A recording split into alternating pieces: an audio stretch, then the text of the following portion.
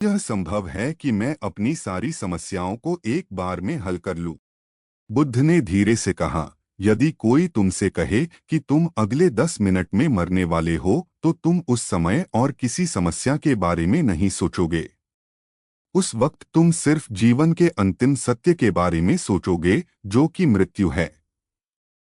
तुम्हें यह महसूस होगा कि समस्याओं के बारे में सोचना व्यर्थ है। हम कभी नहीं सोचते कि यह जीवन क्षणिक है। हमारी इच्छाएं इतनी प्रबल हो जाती हैं कि हम अपने जीवन को अमर मानने लगते हैं। जीवन में खुशी और दुख स्थायी नहीं होते। इनका कारण हमारी कर्म और विचार होते हैं। व्यक्ति ने ध्यान से सुना।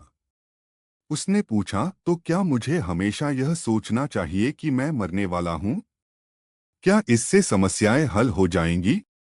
बुद्ध ने कहा, नहीं, ऐसा कभी मत सोचो।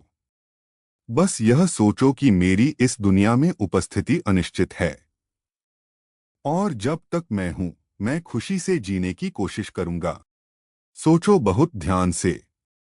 तुम्हारे पास अभी भी बहुत सारी चीजें हैं जो तुम्हें खुशी दे सकती हैं। उन चीजों के साथ जीने की कोशिश करो, मन को एकाग्र करो और देखो, तुम्हारे मन में कोई उलझन नहीं होगी।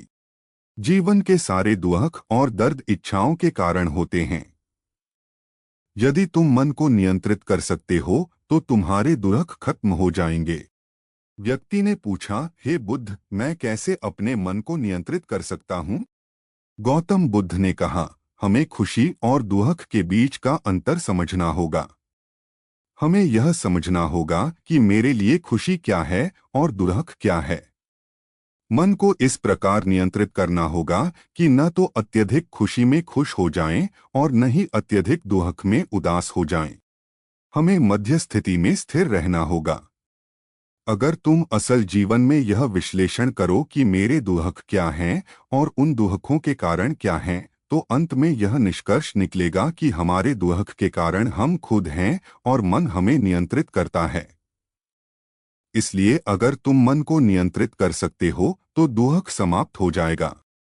गौतम बुद्ध ने फिर उस व्यक्ति से कहा, अगर तुम एक छोटा सा काम और कर सको, तो तुम देखोगे कि तुम्हारे जीवन से दुख हमेशा के लिए चला जाएगा। व्यक्ति ने उत्साह से पूछा, बुद्ध, मुझे क्या करना चाहिए? बुद्ध ने कहा, तुम अगले 2 दिनों तक किसी से बात मत करना।